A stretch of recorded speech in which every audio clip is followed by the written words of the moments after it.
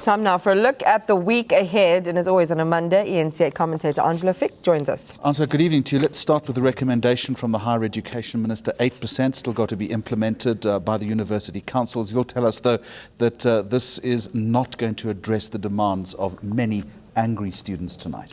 No, and people think that this dates back to October of 2015. It actually doesn't. How we fund universities has been a matter of debate in South Africa since at least the CPC Subengu ministry in 1997.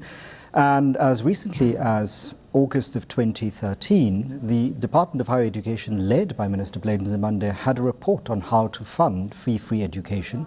And 2 months later, a report on how to change funding of universities. That report was published in February of 2014. We have had an election.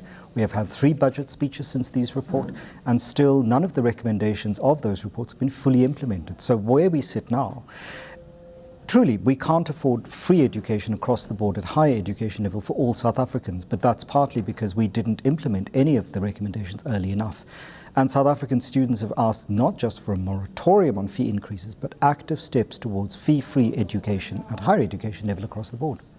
Well, I mean, it talks to where does it leave the work of the Presidential Commission and all of the other work that's happening parallel to this on defining and resolving the issue of no fees? Well, multiple commissions do not a solution make, as we continue to find out in South Africa.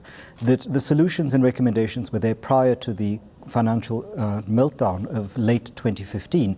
They weren't implemented in 2 budget cycles before that. Now those solutions are not necessarily going to work in the same way because we have a very different kinds of currency and we have a different kind of economy. So we have an economy that's struggling and we have a currency that's devalued.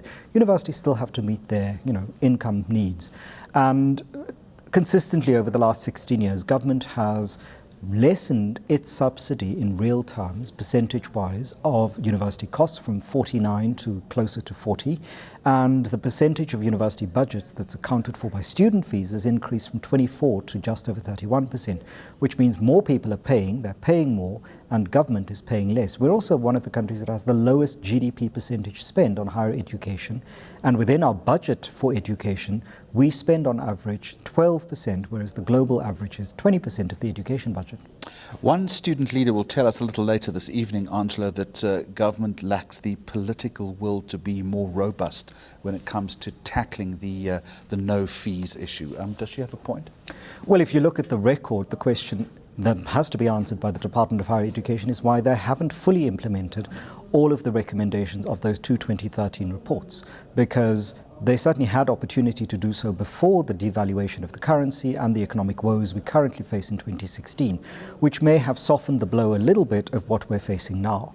And also, I think it is important for us to realize that the postponement of the report back from the Presidential Commission speaks very poorly to students' faith that their problems are at the top of the agenda.